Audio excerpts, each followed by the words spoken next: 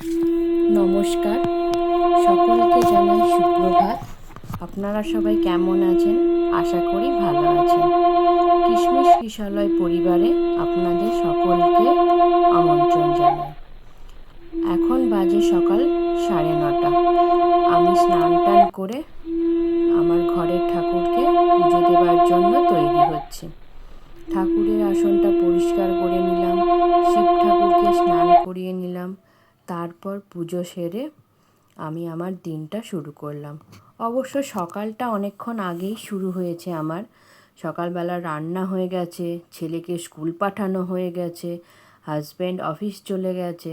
এখন আমার একার জীবন শুরু। সকাল 8:30 থেকে ওই 11টা পর্যন্তই আমি একা একা থাকি। তারপর ছেলেকে আনতে যাই।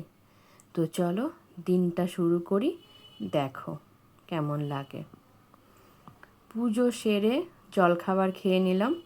আজকে আমার জলখাবারে ছিল ঘুগনি, মুড়ি, চানাচুর আর চটপটা করার জন্য একটু পেঁয়াজ।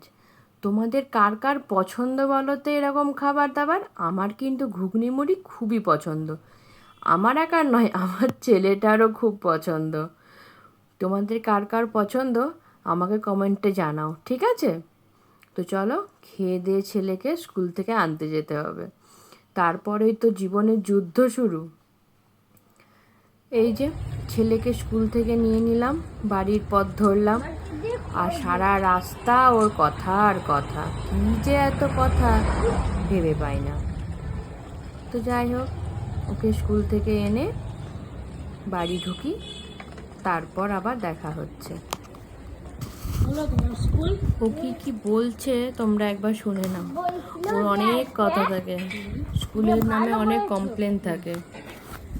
ওকে কেন জল খেতে দেওয়া হয় না, ওকে কেন কম্পিউটার একটু বেশিক্ষণ দেওয়া হয় না, কত কথা।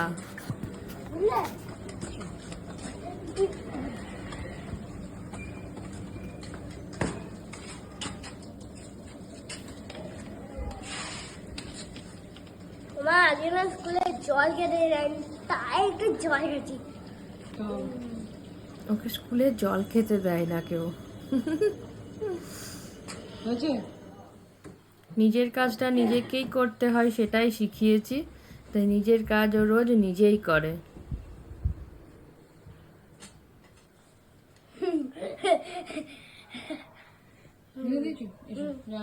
তান, কি দিয়ে ভাত খাচ্ছ? আমি উচ্ছে ভাজা,